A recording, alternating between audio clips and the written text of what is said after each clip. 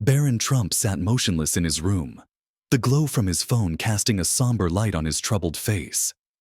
Outside the window, Florida's evening sky was bathed in soft golden hues, but the atmosphere inside felt heavy, suffocating. On the screen, a clip from a popular comedy show played. The host's voice rang out, mocking, "Barron Trump. He's so tall he has to duck when walking through doors. But come on, besides his height, does he have anything else to offer? Or is he just a silent statue?" Laughter erupted in the studio, but it wasn't warm or inviting. It was cold, sharp, cutting like knives. Barron swallowed hard, a lump forming in his throat as each word from the clip pierced deeper into his sense of self-worth. He paused the video, but the mocking words continued to echo in his mind, like a cruel melody stuck on repeat. His gaze shifted to the window, where the creeping darkness outside mirrored the growing turmoil within him. Barron wondered to himself, "What did I do wrong? I just want a peaceful life. Why are they doing this to me?" Tears began to stream down his face, silent and steady, carrying the weight of pain, helplessness, and shame. Yet amidst the emotional storm, a faint light flickered in Barron's mind. "If I don't do something, this won't stop. And it won't just be me. Others will suffer too." Barron placed his phone on the desk, his breaths now heavy and uneven. The laughter from the clip still haunted his thoughts, each recall slicing deeper into his dignity. He stood up and walked to the window, his eyes scanning the Florida sky as it darkened. Heavy gray clouds drifted aimlessly, perfectly reflecting Barron's inner chaos, a storm of pain and confusion. He opened his laptop and typed into the search bar, "How to deal with public bullying." The results flooded in, but instead of answers, they offered only empty solace. "Ignore it. Time heals all wounds. Don't make a big deal out of it." Barron leaned back in his chair, closing his eyes as a blanket of helplessness wrapped itself around him. The taunting words from the clip replayed endlessly in his mind, and the social media comments flooding his phone offered no escape. "He's just a kid. Why be so cruel? Come on, he's Trump's son. It's just a joke." The mix of criticism and support only fanned the flames within Barron. He clenched his fists, his shame slowly transforming into a quiet, simmering frustration. "I can't stay silent anymore," Barron whispered, his voice small but resolute. "If I don't stand up, they'll think this is okay, and others will keep getting hurt." As Barron sat there, lost in thought, the door to his room creaked open. Melania stepped inside, her gaze full of understanding. Without saying a word, she gently placed a hand on Barron's shoulder, a small gesture that felt warm and grounding amidst his emotional storm. "You don't have to fight this alone," she said, her voice calm and soothing, each word like a balm for Barron's wounded spirit. "But if you choose to stand up, I want you to know, your family will be right here, standing beside you." His mother's words were like a small light piercing through the dark corners of Barron's heart. He didn't reply, but he nodded slightly, and in his eyes, a glimmer of determination began to shine. That night, Barron lay on his bed, his eyes wide open, staring at the ceiling. The images from the video clip and the mocking laughter replayed in his mind over and over. The helplessness lingered, but it had begun to transform into something else. A quiet flame, growing steadily, urging him to take action. He sat up and turned on his desk lamp. The soft golden light illuminated his pensive face. Barron opened his laptop and slowly began searching for articles and resources about personal rights and public bullying. Each word he read seemed to feed his confidence, little by little. "I can't stay silent anymore. If I don't do something, they'll think this is acceptable," Barron whispered to himself. He sat up straighter, reaching for a small notebook on his desk, and began writing. The words that filled the page weren't complaints. They were a plan. Slowly, the sentences became clearer. Protect dignity. Stop cruelty.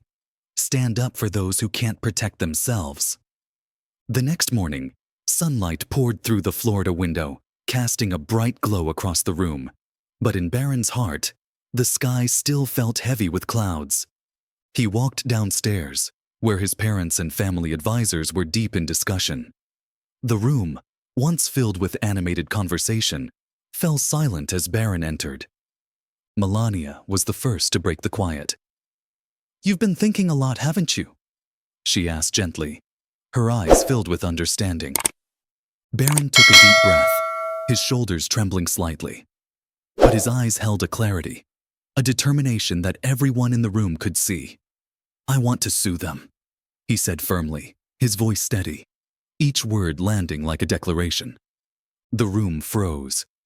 All eyes turned to Barron, as if to confirm that he wasn't joking. One of the advisors raised an eyebrow, a mixture of surprise and respect flickering across their face. Donald Trump, Barron's stern and reserved father, took a slow sip of coffee before placing the cup down. "Do you understand what this means?" he asked, his voice calm but deliberate. Barron nodded. "I do. I know it means people will scrutinize me, dig into my life, and try to tear me down. But I can't let them keep thinking this behavior is normal. This isn't just about me. It's about the others, the ones who don't have a chance to stand up for themselves." Melania rose from her seat and walked over to Barron. She placed a hand gently on his shoulder, her smile soft but powerful. "You know something, Barron? I'm proud of you. Not because you're fighting for your own dignity, but because you want to make a difference." Barron's eyes glistened with emotion, but he steadied his voice. "I can't do this alone." The family's chief legal advisor, a silver-haired man with sharp eyes, stepped forward. "If you want to do this, my team and I will be ready to support you. But understand this, Barron. This isn't just a lawsuit. This is a battle, and it won't be easy." "I understand," Barron said, his gaze unwavering. "And I'm ready." As news of Barron Trump's lawsuit broke, it quickly became a media firestorm. News channels, talk shows, and especially social media erupted with coverage and debate surrounding his bold decision. Headlines appeared on every major news outlet. Barron Trump sues comedy show, Sensitivity or Courage. The youngest Trump takes legal action, justice or a publicity stunt. Social media turned into a battleground, with hashtags like Stand with Barron and Satire is Free Speech clashing in heated discussions. One side supported Barron, calling him a symbol of resistance against a culture of bullying. The other side criticized him, accusing him of leveraging his family's power to create unnecessary drama. Barron sat in the family's study, surrounded by stacks of documents and news articles. His laptop lay open beside him, the screen constantly refreshing with new tweets and comments. One particularly mocking tweet made him freeze. "For someone so tall, he's acting like a child. Barron needs to toughen up." Barron swallowed hard, feeling a lump in his throat. But then, his eyes caught another comment, this one full of empathy. "He's only 18. Why are we accepting this level of bullying against a kid on national television?"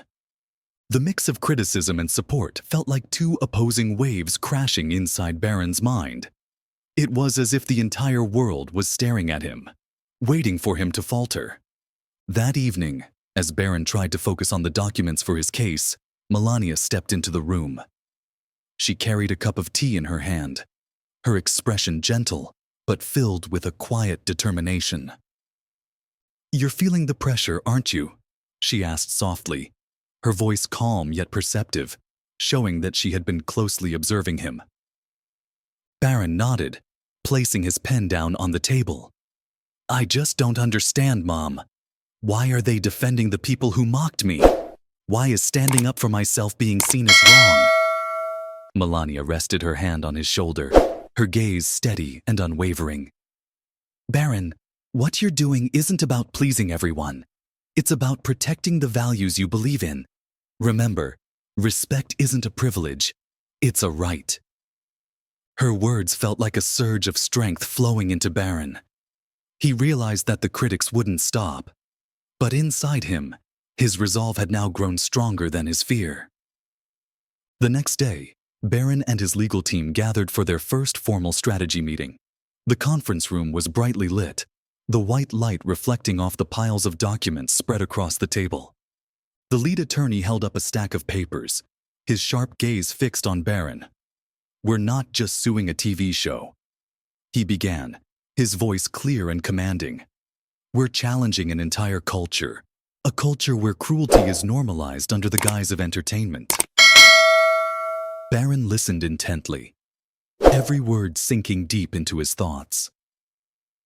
"And I know this won't be easy," Barron replied, his voice firm. "But if we don't start now, then when?" The attorney nodded, a faint smile appearing on his otherwise stern face. "Good, let's get to work." The attorney gave a slight nod, a faint smile crossing his face. "Good. If you're ready, we'll do this the right way."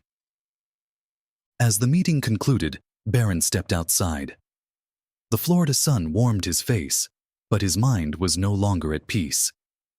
He knew the road ahead would be filled with challenges, but for the first time, Barron felt he had truly stepped out of his comfort zone, ready to confront whatever lay ahead. A week later, Barron's legal team was prepared to take the first major step in the lawsuit. In a quiet conference room, the white light from desk lamps illuminated the thick stacks of documents spread across the table. Barron sat among the attorneys, his eyes intently following every detail the lead attorney presented. "Here," the lead attorney said, his voice steady yet tense, pointing to a series of emails that had just been uncovered. "We've obtained internal documents from the show's production team. Look at these phrases." On the large screen at the head of the table, excerpts from the emails were displayed. "Make it hurt." "Push the boundaries as far as possible." "We need something controversial to boost ratings." The room fell into a heavy silence. Barron read each line, each word, feeling as though they were blows to his sense of dignity. These weren't just offhand remarks. They were deliberate plans, calculated actions. They had targeted him as an easy mark, not because he had done anything wrong, but because he was young, reserved, and vulnerable. "This changes everything," the lead attorney said, his sharp gaze locking onto Barron. "These emails are clear evidence that this cruelty was premeditated. They weren't just joking. They intentionally did this to generate attention and profit." Barron sat motionless, his hands gripping the edge of the table. The mocking words from the video clip were no longer mere mistakes. They had been planned, discussed, and executed with precision. "They did this for profit," Barron said quietly, his voice low but firm. "And they didn't care who it hurt." The lead attorney nodded, continuing his explanation. "We'll use these emails as our primary evidence. But Barron, understand this. This will make them fight back even harder. They'll try to argue that these emails were just part of the creative process. And they won't stop there. They'll target you, scrutinizing every aspect of your life." "I understand," Barron replied, his gaze unwavering. "But we can't let them keep getting away with this. This isn't just about me. It's about drawing a line. If no one speaks up, this will keep happening." The next day, Barron's legal team publicly released the first pieces of evidence to the media. The internal emails were shared with journalists and quickly became the focus of major news outlets. Headlines erupted across every platform. "Shocking evidence. Comedy show producers deliberately targeted Barron Trump." "Revealed. The cruel calculations behind late-night humor." The revelation sent shockwaves through the media landscape. Critics who had defended the show's actions began to waver, while public support for Barron grew. The hashtags "Stand with Barron" and "Accountability in Media" began trending as more and more people rallied behind his cause. For Barron, it wasn't just about personal vindication. It was about holding people accountable and showing that words, no matter how they're framed, can have real consequences. Revealed, a joke or calculated cruelty. Public opinion began to shift. Those who had previously defended the show were now silent, or even turning against the producers. Hashtags like Mom Stand with Barron began to spread widely, and Barron's story became the centerpiece of social media debates. However, not everyone supported Barron. Some critics continued to defend the show, calling the lawsuit an attack on creative freedom. One prominent comment on social media read, "If we start regulating comedy, it will mark the end of free speech." Barron read those words, feeling a cold shiver run down his spine. Yet, as he scrolled further and saw comments from his supporters, a quiet fire within him stayed alight. One comment stood out, leaving a lasting impression on him. "Barron, thank you for your courage. My daughter has been bullied at school, and your story gives her hope. Don't stop." Those words became Barron's motivation to continue. He realized he wasn't just fighting for himself, but for those who lacked the opportunity to speak up. The final day of the trial arrived, and the atmosphere at the courthouse was thick with tension. Outside, crowds of reporters, supporters, and curious onlookers gathered, their chatter filling the air. Signs bearing slogans like, "Free speech is not cruelty," and "Let Barron be heard," were held high amidst the murmurs of anticipation.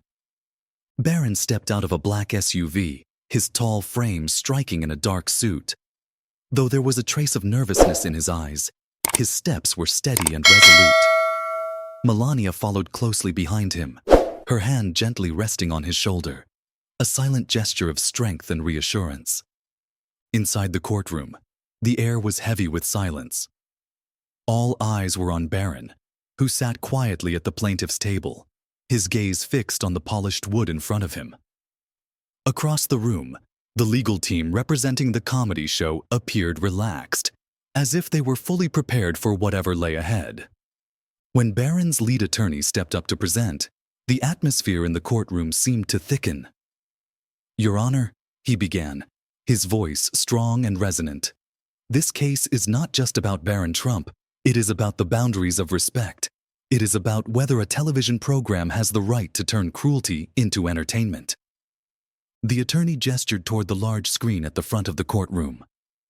Internal emails from the show's production team were displayed, with phrases like, "Push the boundaries," and "Make it hurt," appearing in bold letters, clear for everyone to see. A murmur rippled through the courtroom, and the expressions of the jury shifted, from neutral to visibly displeased. The comedy show's legal team attempted to counter the claims, insisting that the emails were merely part of the standard creative process. But then, the prosecution called its key witness, a former employee of the show, to the stand. The witness, a former staffer, stepped forward nervously, her voice trembling but sincere as she began her testimony. "We knew this was crossing a line," she admitted, "but any objections were dismissed. They wanted controversy, they wanted shock value, and Barron Trump was an easy target." Her words hit the courtroom like a thunderclap. The truth was undeniable. This was not just poor judgment. It was a calculated decision to exploit and humiliate, driven by a hunger for ratings and attention. The courtroom was silent, the weight of her testimony sinking in as Barron sat quietly, his resolve stronger than ever. The trial was far from over, but the tide had started to turn in his favor. The testimony landed like a powerful punch against the defense team's case. The courtroom buzzed with murmurs, and the faces of the show's representatives showed clear signs of unease. The most pivotal moment came when Barron was called to the stand. The courtroom fell silent, so still that one could hear every breath. Barron took a deep breath, his hands slightly trembling, but his gaze was unwavering. "I'm not someone who likes being in the public eye," Barron began, his voice calm yet resolute. "But today, I want to speak on behalf of those who have been hurt by cruel words. This isn't just about me. It's about showing that respect is a basic right that everyone deserves, no matter who they are." He paused, looking directly at the jury. "If I don't stand up, this will keep happening, and not everyone has the chance or support to speak out like I do." Barron's words resonated deeply with everyone in the room. Some in the audience bowed their heads, and even a few members of the jury nodded slightly. After hours of deliberation, The jury left the courtroom to discuss the case. The waiting felt endless. Barron sat at the plaintiff's table, his hands clasped tightly together, his eyes fixed on the clock on the wall. Finally, the jury returned. The foreperson stood, holding a sheet of paper with the final decision. The room held its collective breath. "We find in favor of the plaintiff," the foreperson announced clearly. A wave of relief and emotion swept through the courtroom. Barron bowed his head, as if releasing a tremendous weight from his shoulders. Melania placed a gentle hand on his shoulder, her warm smile speaking volumes. The victory in court was not just a legal ruling. It marked a turning point in Barron's journey to maturity.